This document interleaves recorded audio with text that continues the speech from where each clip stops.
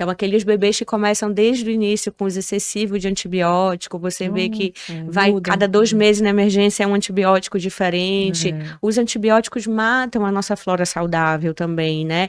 Então, tudo isso ao longo da vida pode te predispor a ter uma alergia se você tem uma genética para isso, para manifestar. Então, o microbioma, ele vem sendo cada vez mais falado.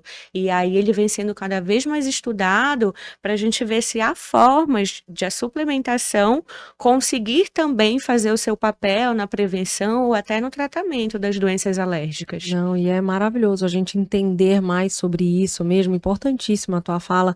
E tem até uma série, né, no Netflix, Sim. sobre microbiota intestinal. Eu assisti, gente, é muito legal.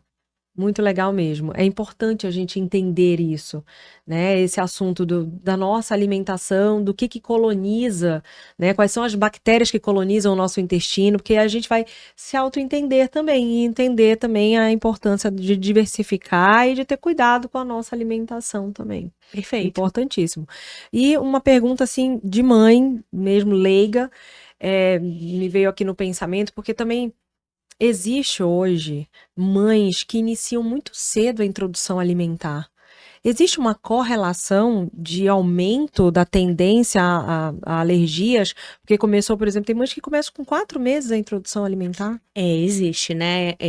Até ano passado eu fazia parte do Comitê de Alergia Alimentar da ASBAI Nacional. E a gente fez um levantamento para fazer um estudo de estudos que mostrem, né, o que a gente pode fazer em termos de prevenção na introdução alimentar daquela criança. Então, como que deveria ser feita essa introdução? E aí, quando a gente mostra os estudos dos Estados Unidos, Europa, todos os países, né?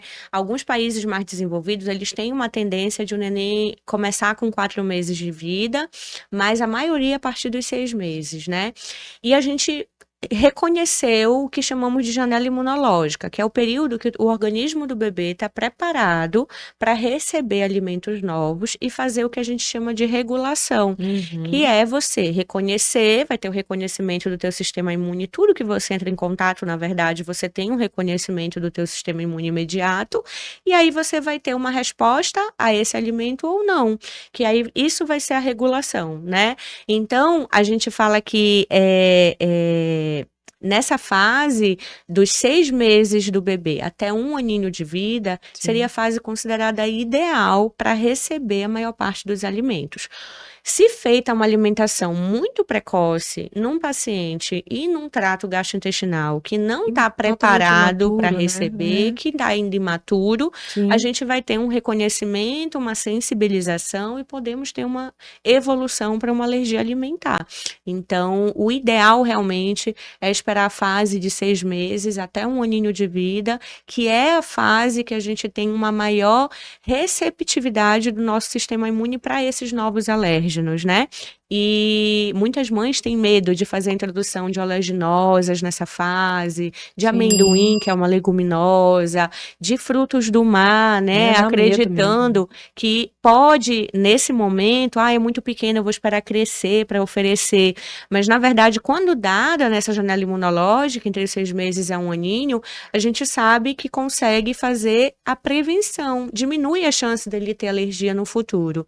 Já se a recomendação é como era antigamente, de dar tardiamente, após 2, 3 anos, como eu aprendi na faculdade, por exemplo, né, foram vistos nos estudos que essas crianças, elas tiveram maior predisposição na vida adulta.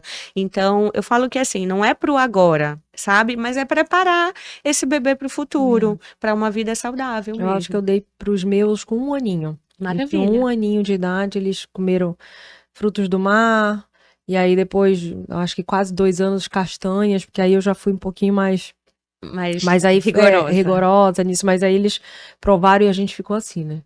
Claro, todo mundo com medo com antialérgico do lado. Antialérgico ali, bora ver. Mas graças a Deus, não sei, né, se manifesta de repente de uma forma talvez mais leve. A Maria Júlia, às vezes, eu acho que quando ela exagera um pouquinho no chocolate, o nariz vai escorrer mais, o nariz, sabe? Porque eu acho que ainda tem ali, né, alguns resquícios da questão alimentar que ela teve, não sei. Tu sabes que isso como é que a gente fala? É uma polêmica, né, que existe. Porque muita gente fala, leite, chocolate, aumenta muco, aumenta a inflamação. E assim, a gente não tem estudos de fato bons que comprovem essa associação, né?